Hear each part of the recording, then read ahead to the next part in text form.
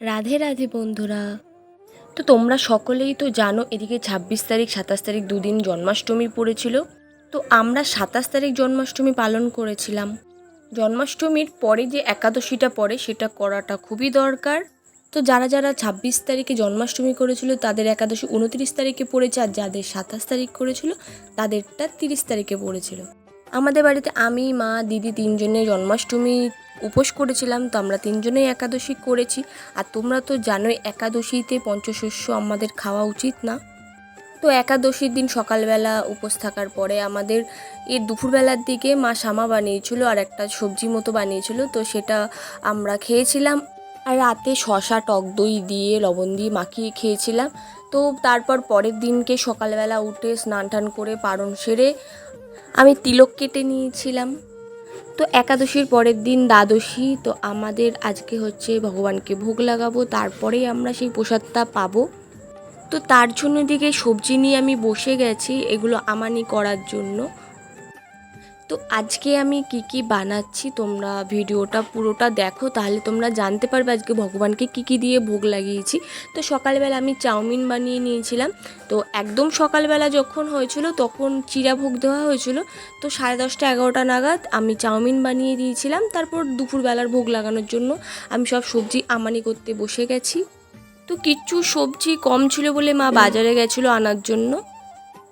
তো তোমাদেরকে বলি, তোমরা কারা কারা জন্মাষ্টমী করেছিলে আর জন্মাষ্টমীর পরের যে একাদশীটা পড়ে সেটা তোমরা কারা কারা করেছিলে। আমার ঠাকুমা তো বলে এটা করা উচিত, একাদশী সকলেরই করা উচিত। তো আমি এদিকে প্রত্যেক মাসে 2টো করে একাদশী পড়তো, আমি সেটা করতাম।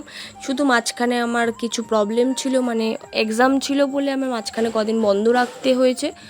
তো দেখো তোমাদের সাথে গল্প করতে করতে আমার এদিকে সবজিগুলো আমানি করা হয়ে গেছে। তো আমানি করার পরে আমি এদিকে ড্রেসটা চেঞ্জ করে নেওয়ার পরে আমি একটু কিছু খেয়ে নিয়েছিলাম, কারণ হচ্ছে আগের দিন থেকে তো উপোস ছিলাম, শরীরটা খুবই খারাপ লাগছিলো। তো খেয়ে নেওয়ার পরে গিয়ে আমি আবার ড্রেস চেঞ্জ করে নিয়েছি, করে গঙ্গা জল দিয়ে আমি আবার চলে এসেছি ভোগ রান্না করার জন্য।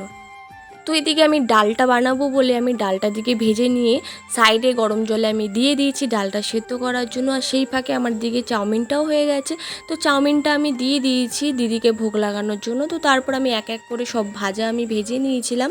তো আমি এদিকে 7 রকমের ভাজা নিয়েছিলাম, আর এদিকে মটর ডালের বড়া বানিয়েছি সজনে আলু দিয়ে। আমি একটা রসা বানাবো তার জন্য। তো এদিকে অনেকটা প্রায় হয়ে গেছে, আর এদিকে সোয়াবিন আলুর রসা বানাবো বলে আমি সাইডে বসিয়ে দিয়েছি। আর মা এদিকে মোচাগুলো ছুলছিল, কারণ প্রথম একটা মোচা ছিল, তোমাদেরকে তো বললাম মা বাজারে গেছিলো। তো পরে আরও 2টো মোচা নিয়ে এসছে, কারণ একটা মোচা ছিল ঘরে। তো তারপরে এদিকে আমি মোচার জন্য আলুগুলোও ভেজে নিয়েছি। তো এদিকে আমার 7 রকমের ভাজা কমপ্লিট হয়ে গেছে। তো আমি এদিকে অন্যর জন্য হাঁড়ি বসিয়ে দিয়েছিলাম, আর সাইডে মোচাটা সেদ্ধ হচ্ছিলো। আর এদিকে প্রচণ্ড পরিমাণে গরম ছিল, তার উপরে পাখা চলছিল না, উনুনের ধারে বসেছিলাম। তো আমি রীতিমতো ঘেমে যাচ্ছিলাম পুরো। তো আমি এদিকে 7 রকমের ভাজার জন্য আলু, কুমড়ো, পটল, কাঁকরোল, উচ্ছে, কাঁচকলা আর ভেন্ডি নিয়েছিলাম। তো তারপর এদিকে মোচার জন্য আমি একটু চিনেবাদাম ভেজে নিয়েছি। তো ওটা তুলে নেওয়ার পরে আমি এদিকে সয়াবিন আলুর রসা বানানোর জন্য সব মশলা কষাচ্ছিলাম। তো এদিকে এক এক করে সবটা হয়ে গেছে। তো লাস্টে আমি চাটনিটা বানিয়ে নিয়েছি।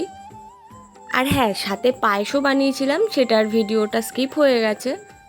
তো তোমাদেরকে বলি আমি কি কি বানিয়েছিলাম। আমি এদিকে অন্ন বানিয়েছিলাম, 7 রকমের ভাজা বানিয়েছিলাম, সোয়াবিন আলু রসা বানিয়েছিলাম, আর এদিকে সজনে আলু দিয়ে আর বড়া, মটর ডালের বড়া দিয়ে আমি একটা রসা বানিয়েছিলাম, আর এদিকে মোচা বানিয়েছিলাম, আর ঝিঙে দিয়ে আমি ডাল বানিয়েছিলাম। তারপর চাটনি বানিয়েছি, পায়েস বানিয়েছি, আর কিছুটা পাঁপড় ভেজেছিলাম। তো তারপর আমি এক এক করে সবটা আমি থালায় বেড়ে নিয়েছি ভোগ লাগানোর জন্য। আর তোমাদেরকে তো আমি আগেও বলেছি আমাদের বাড়িতে ভোগ লাগালে 2টো থালায় ভোগ লাগানো হয়, একটা মা মনসার জন্য আর একটা আমাদের গোপালের জন্য। তোমরা হয়তো ভাবছো একাদশী কবে চলে গেছে আর আমি আজকে ভিডিও পোস্ট করছি, কারণ তোমরা তো জানোই এদিকে একের পর এক প্রোগ্রাম চলছে বাড়িতে। তো আমি এদিকে সময় পাচ্ছিলাম না ভিডিও এডিট করার, কারণ অনেক ভিডিও আমার এখনও ফোনের মধ্যে পড়ে রয়েছে। তো শেষমেশ আমি এদিকে সময় পেয়েছি এডিট করার, তো আমি যতটুকু পেরেছি আমি করেছি। তো তোমাদের কেমন লাগছে আমাকে অবশ্যই তোমরা কমেন্ট করে বলো। এদিকে ভগবানকে ভোগ দেওয়ার পর আমরা প্রসাদ পেতে বসে গেছি। তো ভিডিওটা তোমাদের যদি ভালো লেগে থাকে তাহলে অবশ্যই আমার চ্যানেলটা সাবস্ক্রাইব করবে। আর আজকের জন্য টাটা, বাই বাই।